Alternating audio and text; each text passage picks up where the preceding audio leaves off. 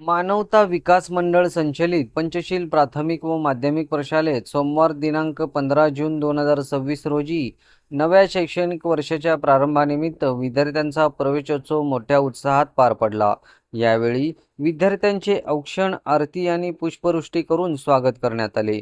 कार्यक्रमाच्या अध्यक्षस्थानी संस्थेचे अध्यक्ष श्रीशैल रणधीरे होते, तर प्रमुख पाहुण्या म्हणून राज्यसभेच्या खासदार डॉक्टर ज्योतिताई वाघमारे उपस्थित होत्या। मान्यवरांच्या हस्ते संस्थापक अध्यक्ष बुद्धवासी दलित मित्र नागनाथजी रणधीरे तसेच देशातील पहिल्या महिला शिक्षिका सावित्रीमाई फुले यांच्या प्रतिमेचे पूजन करण्यात आले। आपल्या प्रेरणादायी भाषणात डॉक्टर ज्योतिताई वाघमारे म्हणाल्या की आपल्या गरीब परिस्थितीमुळे कोणीही स्वतःला मजबूर समजू नका, तर मजबूत बनण्याचा प्रयत्न करा।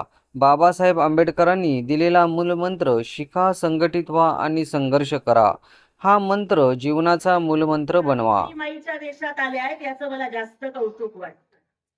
या छोट्या छोट्या मुलींना आज आपण बघतोय की लहान मुलींना विचारलं की त्यांना करीना कपूर माहिती असते, कॅटरीना कैफ माहिती असते, किंवा टीव्ही सिरियल वरती जे चाललेले असतात त्या हिरोईन माहिती असतात, लेकिन अभी जो मेरी सभी बहनें यहाँ पे आई है मैं उनको बताना चाहूंगी कि टीवी के या पिक्चर के स्क्रीन पे खूबसूरत दिखने वाली किसी भी हीरोइन से ज्यादा हमारे बच्चों को माँ जिजाऊ, माँ सावित्री, माँ रमाई, माँ फातिमा, इनकी पहचान होना ज्यादा जरूरी है। और जो स्कूल पहले ही दिन आपकी बच्ची को सावित्रीबाई बनाता है ना, वो स्कूल इन्हें सिर्फ पढ़ाई नहीं देगा बल्कि इनको एक अच्छा इंसान बनाएगा, लड़ना सिखाएगा और जीना सिखाएगा। ये मैं आपको पूरी यकीन के साथ कह सकती हूँ। आणि त्यामुळेच बघा, आज आपल्या सगळ्याच मुलांना ए फॉर आंबेडकर आला पाहिजे, एस फॉर सावित्रीबाई आली पाहिजे, आर पासून रवीना टंडन न बनता र पासून रमाई बनता आलं पाहिजे। हे आपण आपल्या मुलांना शिकवताय ठोंबरे सर, रणधीरे सर, महामाया ताई आणि एलगुंडे सर, आपलं मी खूप मनापासून अभिनंदन करू इच्छिते। आणखीन आपल्या शाळेची कल्पकता मला दिसली की अगदी आम्ही जेव्हा रिबिन कापायला गेलो त्यावेळेला त्या रिबिनला सुद्धा तुम्ही पिंपळाचं पान लावलेलं होतं। पिंपळाच्या पानावर पाहिले चित्र गौतमाचे। या वृक्षाखाली बसून तथागत भगवान गौतम बुद्धांना ज्ञानप्राप्ती झाली होती। पिंपळाच्या झाडाखाली ध्यानस्थ बसण्याच्या आधी ते सिद्धार्थ होते, पिंपळाच्या झाडाखाली ध्यानस्थ बसून ते बुद्ध झाले। आणि आज पिंपळाच्या पानाचा वारसा चालवणाऱ्या शाळेत आपली मुलं येत आहेत, तथागतांच्या, शिवाजी महाराजांच्या, बाबासाहेबांच्या आणि महात्मा फुलेंच्या स्वाभिमानी विचारावरती चालतील, या मला काहीच शंका वाटत नाही। त्यामुळे किती कौतुक करावं तेवढं शाळेचं कमी आहे। मला उपस्थित सगळ्या लहान मुलांना एकच सांगायचंय, आज तुम्ही मला खासदार म्हणून बघताय, पण आजपासून 20 वर्षापूर्वी मी सुद्धा अशाच एका शाळेमध्ये तुमच्यासारखीच बसायचे। त्यावेळेस आमची सुद्धा परिस्थिती अशीच होती की गणवेश नसायचा, पुस्तकं नसायची, वह्या नसायच्या, शाळेत कायम पहिला नंबर असायचा, पण पुस्तकं ही मैत्रिणीकडनं उसनी मागावी लागायची। परीक्षा जरी असली तर बाई तुझा अभ्यास झाल्यानंतर सांग आणि मग मला पुस्तकं दे। मग मला कधीतरी रात्री 10-11ला पुस्तकं मिळायची आणि तेव्हा मी अभ्यास करायचे, पण कधीच पहिला नंबर सोडला नाही। लोक म्हणतात की तुम्हाला मोठं व्हायचं असेल तर खूप मोठ्या शाळेत जावं लागतं। माझं 7वी पर्यंत शिक्षण आदर्श बालक मंदिर नावाच्या अशाच छोट्या शाळेमध्ये झालं। त्याच्यानंतर 8वी ते 10वीचं शिक्षण हे सोलापूर महापालिकेच्या कॅम्प शाळेमध्ये झालं। माझी मातृभाषा म्हणजे आम्ही घरी तेलुगू बोलतो, माझं शिक्षण मराठी माध्यमातून झालं, पण तरी सुद्धा मी इंग्रजीची प्राध्यापिका झाली। 12-10वी मध्ये चांगले मार्क मिळाले, महापालिकेच्या सगळ्या शाळांतनं पहिली आले। 12वीला तर अगदी मी काम करत करत शिकले। ठोंबरे सर हे माझे बंधू आहेत, मित्र आहेत, त्याने माझा प्रवास खूप जवळून बघितलाय आणि त्यामुळेच कुठलीही ट्युशन नव्हती, फी भरायची परिस्थिती नव्हती, पुस्तकं विकत घेण्याची परिस्थिती नव्हती।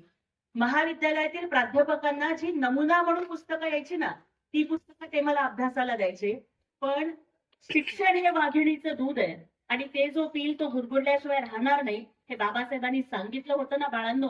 अभ्यास केला आणि ज्या पोरीला फी भरायला पैसे नव्हते ना, ती मी 12वीच्या परीक्षेत बोर्डात मागासवर्गीयात राज्यात पहिली आले.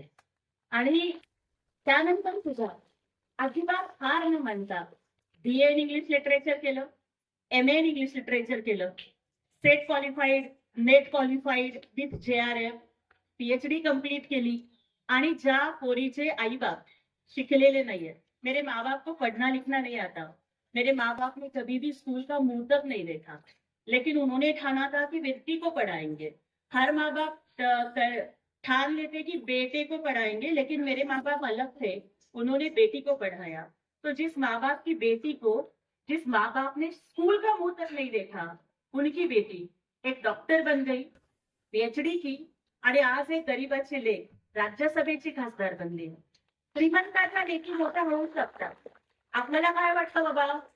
आप सब लोगों को लगता है ना की तुम्हाला वाटतं की अरे अरे मेरा बाप तो गरीब आहे, आमची आई तर गरीब आहे, ते कुठेतरी कामाला जाते, मग आमच्याकडे काय 2 व्हीलरच आहे, मग मोठ्या कार मध्ये बसून येणार आहे. किंवा ज्यांच्या शाळा लय फर्स्ट क्लास 5 स्टार असतात, किंवा ज्यांच्या मॅडम अशा काही लय भारी अशा फॅशनेबल राहत असतात, फक्त तीच मुलं मोठी होतात असं वाटतंय का तुम्हाला? तर ते चुकीचं आहे. मी तुम्हाला माझी गोष्ट का सांगितली माहितीये का?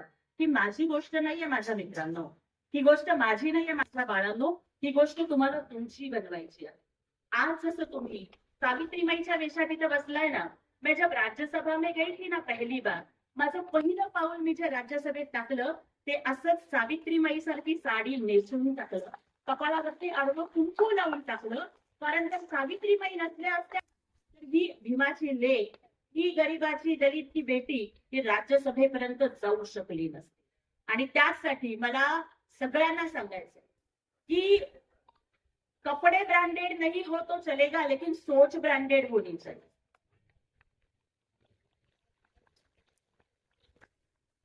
आणि त्यामुळे आपली परिस्थिती गरीब असेल, आपले आई वडील गरीब असतील, पण लक्षात ठेवा कि हमारी गरीबी हमें मजबूर नहीं बनाती, हमारी गरीबी हमें मजबूत बनाती है.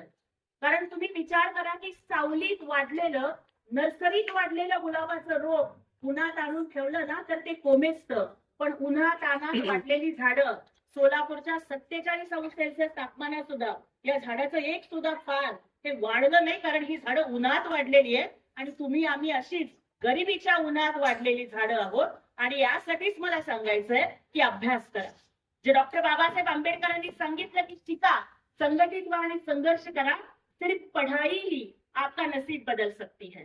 त्यामुळे विशेष करून मुझे सबसे ज्यादा अगर खुशी हो रही है ना, तो यहाँ पे बुर्खा पहनकर आए हुए मेरी सभी बहनों को देखकर मुझे बहुत ज्यादा खुशी हो रही है.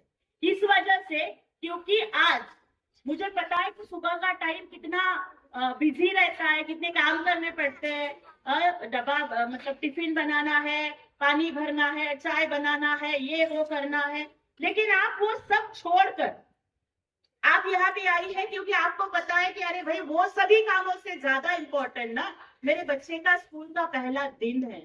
तो पढ़ाई का इम्पोर्टेंस आपको पता चला, ये मेरे लिए बहुत ही अच्छी बात है. और मैं आप सभी का तहे दिल से शुक्रिया अदा करना चाहूंगी.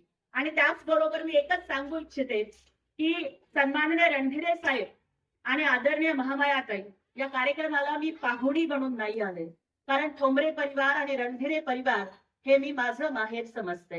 मी खूप लहान होते ज्या वेळेला ज्योती वाघमारेच्या पुढे ना प्राध्यापिका लागलं होतं, ना डॉक्टर लागलं होतं, ना प्रवक्ता होतं, ना खासदार होतं. तेव्हापासून मी आपल्याकडे येते. समता सैनिक दलाचे सन्माननीय MM ठोंबरे गुरुजी ज्यांनी सोलापूरच्या लेझिमचा झेंडा दिल्लीपर्यंत पोहोचवला, त्यांचे संस्कार जेवढे मिलिंद सरांना लाभले तेवढेच ते आम्हालाही लाभलेत. त्याच्यामुळे कदाचित आपली घरं वेगळी असतील, आडनावं वेगळी असतील, पण आम्ही हा सगळा आपला परिवार हा एकच आहे असं समजतो. आणि त्यामुळेच मला खूप आनंद वाटला की आपल्या परिवारातील एक अत्यंत सुंदर अशी शाळा जी दलित मित्र रणधीरे गुरुजींच्या विचारांनी चालते, आज सुद्धा आपण तो विचार पुढे नेताय की भीमा तुझ्या मताचे जर 5 लोक असते, तलवारीचे तयांच्या न्यारेच टोक असते.